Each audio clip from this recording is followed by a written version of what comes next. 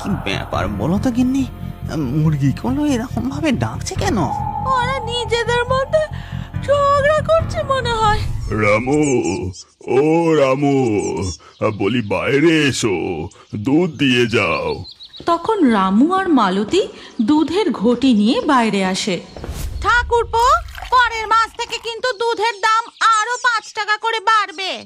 এ কি কথা, একেবারে 5 টাকা? তাছাড়া দিন দিন দুধ তো পাতলা হয়েই চলেছে।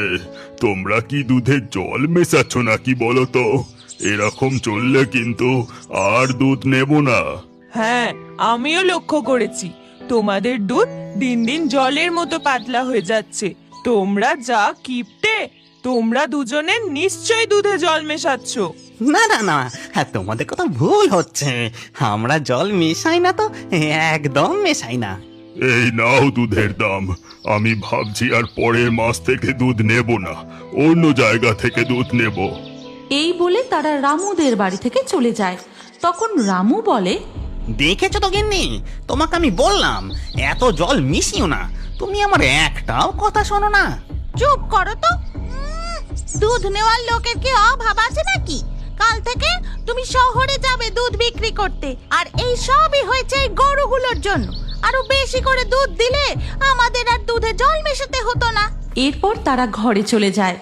দিন পেরিয়ে রাত নেমে আসে। সেই রাতে কপিলা গরুর খুব জ্বর আসে, শরীর খারাপ করে, আর সে মাঝরাতেই মারা যায়। এরপর ধীরে ধীরে সকাল হয়ে যায়। সকালে রামু গোয়ালে গিয়ে দেখে, গিন্নি, ও গিন্নি, তাড়াতাড়ি দেখে যাও। কি হয়েছে? সাত সকালে চেঁচিয়ে বাড়ি মাথায় করছো কেন? এই দেখো গো, গরুটা মনে হচ্ছে মারা গেছে। কি আর করা যাবে, এমনিতেও তো বেশি দুধ দিচ্ছিল না। যাও, বেশি দেরি না করে গ্রামের কিছু লোকজন নিয়ে গরুটাকে ভাগাড়ে নিয়ে চলে যাও। তারপর রামু গ্রামের লোকজন জোগাড় করে গরুটাকে বাঁশে বেঁধে ভাগাড়ের দিকে নিয়ে যায়। তারপর ভাগাড়ে পৌঁছে, নে নে, তাড়াতাড়ি নামিয়ে রেখে চল এখান থেকে, আমার আর ভালো লাগছে না। রামু, তোর কি একটুও মায়া দয়া নেই? তোর এত ভালো একটা গরু মারা গেল, তোর কষ্ট হচ্ছে না রে? শোনো, আমার অত মায়া দয়া নেই। এই ভাগাড়ের পচা গন্ধ আর ভালো লাগছে না। চলো তো এখান থেকে, বাড়ি ফিরে আমায় আবার শহরে দুধ বিক্রি করতে যেতে হবে। এদিকে লালি গাই ও কপিলা গাইয়ের বাছুরটা সারা দিন মন খারাপ করে চুপচাপ দাঁড়িয়ে থাকে। এরপর ধীরে ধীরে রাত নেমে আসে। সেই দিনই রাত্রিবেলা রামু যখন শহর থেকে দুধ বিক্রি করে নদীর ধারের ওই ভাগাড়ের পাশের পথ ধরে ফিরছিল,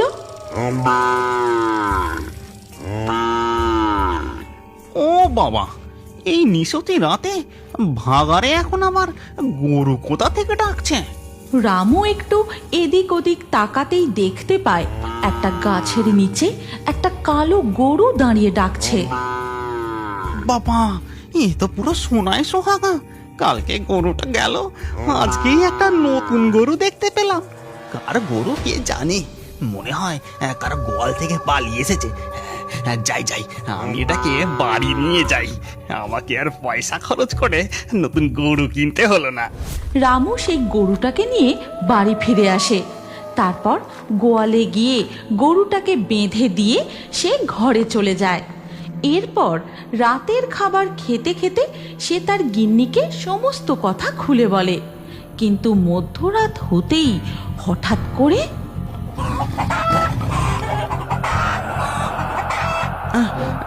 কি ব্যাপার বলো তো গিন্নি, মুরগিগুলো এরকম ভাবে ডাকছে কেন? ওরা নিজেদের মধ্যে ঝগড়া করছে মনে হয়। তুমি ঘুমাও, কাল সকালে উঠে দেখা যাবে। পরের দিন সকালে উঠে তারা দেখে তাদের খামারে আর একটাও মুরগি নেই। চারিদিকে শুধু মুরগির পালক ছড়িয়ে ছিটিয়ে পড়ে রয়েছে। হায় হায় হায় গো, আমার কি সর্বনাশ হলো! আমার সব কটা মুরগিকে যে শিয়ালে খেয়ে গেল।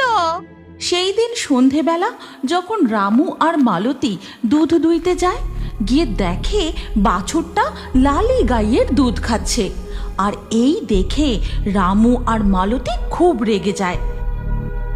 রামু বাছুরটাকে সরানোর চেষ্টা করে। ঠিক তখনই ওই কালো গরুটা রামুকে এক লাথি মেরে ফেলে দেয়। ওরে বাবা রে বাবা, গেল গেল রে, আমার কোমরটা গেল। তুই আমাকে লাথি মারলি? তোর এত বড় সাহস! দেখবি দেখবি একবার। ও কি গো, পাজি গরুটা তোমার লাথি মেরে ফেলে দিল।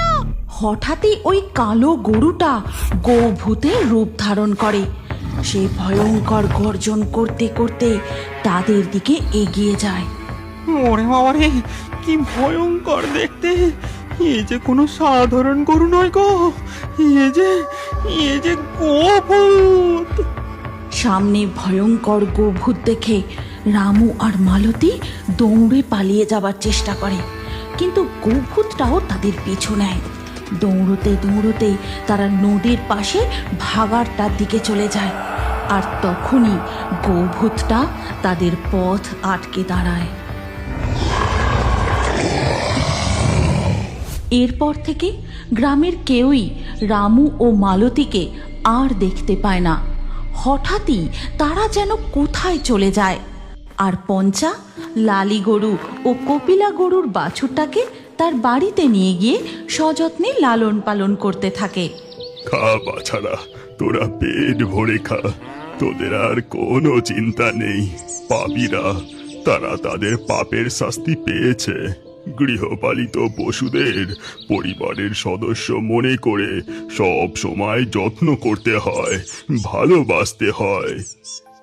এই গল্পের পরবর্তী পর্ব যদি তোমরা দেখতে চাও তাহলে কমেন্টে নেক্সট পার্ট অবশ্যই লেখো, আর আমাদের ফেয়ারি টুনস বাংলা ফেসবুক পেজটি এক্ষুনি ফলো করে নাও। এই গল্পটি ভালো লাগলে লাইক দিয়ে শেয়ার করে দাও।